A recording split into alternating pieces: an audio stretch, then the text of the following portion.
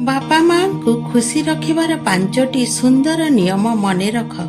ପ୍ରଥମ କଥା, କେବେ ତାଙ୍କ ସହିତ ବଡ଼ ପାଟିରେ କଥା ହୁଅ ନାହିଁ, କାରଣ ସେ ତାଙ୍କ ବୟସକୁ ନୁହେଁ ବରଂ ତୁମର ସ୍ୱାଭିମାନକୁ ଡରନ୍ତି। ଦ୍ୱିତୀୟ କଥା, ପ୍ରତିଦିନ କିଛି ନା କିଛି ସମୟ ଦିଅ, କାରଣ ତାଙ୍କ ଦୁନିଆରେ କେବଳ ତୁମେ ହିଁ ଅଛ। ତୃତୀୟ କଥା, ଛୋଟ ଛୋଟ କଥାରେ ହସି ଦିଅ, କାରଣ ତାଙ୍କ ହସ ତମ ଚେହେରା ସହିତ ଯୋଡ଼ି ହୋଇଥାଏ।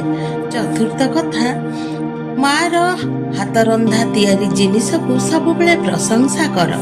ତମ ପ୍ରଶଂସାରେ ତାର ସବୁ କ୍ଳାନ୍ତ ଦୂର ହୋଇଯାଏ। ପଞ୍ଚମ କଥା, ଯାହା ଯେତେବେଳେ ସଫଳ କରୁଛ, ପ୍ରଥମେ ବାପା ମାଙ୍କୁ ସେ ସୂଚନା ଦିଅ, କାରଣ ସେ ହିଁ ତୁମ ସ୍ୱପ୍ନର ସଫଳତାର ପ୍ରଥମ ଦର୍ଶକ। ମାନୁଛି ବାପା ମା ସ୍ୱର୍ଗ ନୁହେଁ, କିନ୍ତୁ ତାଙ୍କଠାରୁ ବି ଆଉ କୋଉ ସ୍ୱର୍ଗ ନାହିଁ।